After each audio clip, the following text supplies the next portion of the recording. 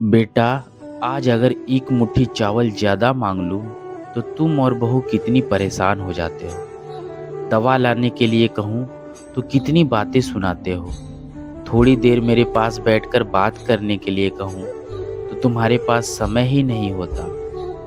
लेकिन बेटा, जब तुम छोटे थे, जब तुम्हें बुखार आता था, तब तुम्हारे पिताजी तुम्हारे लिए दवा लाने दौड़ पड़ते थे और तुम पूरी रात मेरी गोद में ही रहना चाहते थे। जैसे ही तुम्हें नीचे लिटाती, तुम ज़ोर ज़ोर से रोने लगते।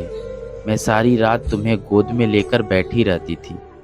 यहाँ तक कि मुझे शौचालय जाना होता, तब भी जाने का कोई उपाय नहीं होता था। तब तो मुझे कभी तुम्हारी वजह से झुंझलाहट नहीं हुई। अब मेरी उम्र हो गई है, आँखों से भी ठीक से दिखाई नहीं देता।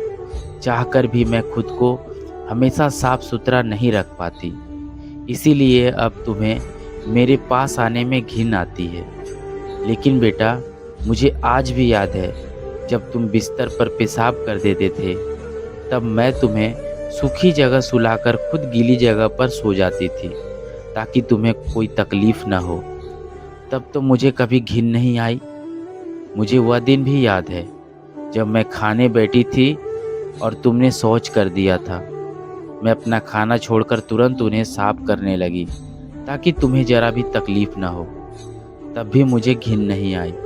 लेकिन समय बदल गया और आज मेरी हर बात से तुम्हें घिन आती है। मैं बोझ लगती हूँ। बताओ बेटा, ऐसा क्यों? इतनी बातें सुनने के बाद वृद्धा के बेटे समरेश बाबू ने उत्तर दिया, अरे माँ, यह सब तो हर माँ करती है। माँ नहीं करेगी तो कौन करेगा? अपने बच्चे के लिए हर माँ इतना तो करती ही है, इसमें नया क्या है? वृद्धा मुस्कुराकर बोली, अच्छा, अगर यह हर माँ का कर्तव्य है तो बताओ वृद्ध माता पिता के प्रति संतान का क्या कर्तव्य होता है? समरेश बाबू बोले, मैंने तुम्हें अच्छा ही तो रखा है, घर से तो नहीं निकाला। कितने बेटे बेटियां अपने माँ बाप को वृद्धाश्रम छोड़ आते हैं या सड़क पर छोड़ देते हैं। मैंने तो ऐसा नहीं किया। वृद्धा हल्की मुस्कान के साथ बोली, अगर मुझे वृद्धाश्रम भेज देते या सड़क पर छोड़ देते तो हर महीने तुम्हारे पिता की पेंशन कैसे मिलती? माँ के मुंह से यह बात सुनकर समरेश बाबू थोड़ा घबरा गए।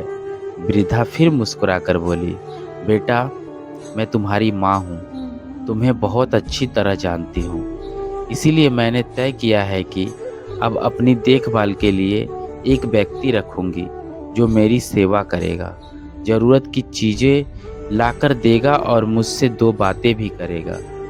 तुमसे बस एक ही अनुरोध है, अब तुम्हारे पिता की पेंशन का पैसा मत लेना। उसी पैसे से मैं अपनी देखभाल करवा लूँगी।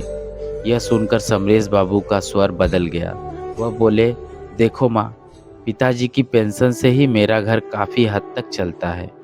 अगर तुम वह पैसा नहीं दोगी तो मुझे बहुत परेशानी होगी। मैं बहू से कहूँगा कि आज से वह तुम्हारी अच्छी तरह देखभाल करे और अब से तुम्हें जब भी किसी चीज़ की ज़रूरत होगी मुझे बताना। मैं समय पर सब ला कर दूंगा। बेटे की मीठी बातें सुनकर माँ मान गई, क्योंकि माँ कभी अपने बच्चे का दुख नहीं देख सकती। इसीलिए बेटे की उन मीठी बातों पर विश्वास करके वह सब कुछ भूल गई। आज वही माँ बिस्तर पर पड़ी है। उसकी हालत बहुत खराब है और बेटा माँ से किए हुए सारे वादे भूल चुका है। फिर भी माँ बिस्तर पर लेटे लेटे भगवान से यही प्रार्थना कर रही है, हे प्रभु, मेरे बच्चे को हमेशा खुश रखना, उसे कभी कोई कष्ट न देना।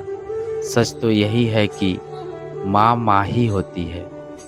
आज तक इस दुनिया में माँ का कोई विकल्प नहीं मिला। लेखिका सुषमा बाग प्रधान।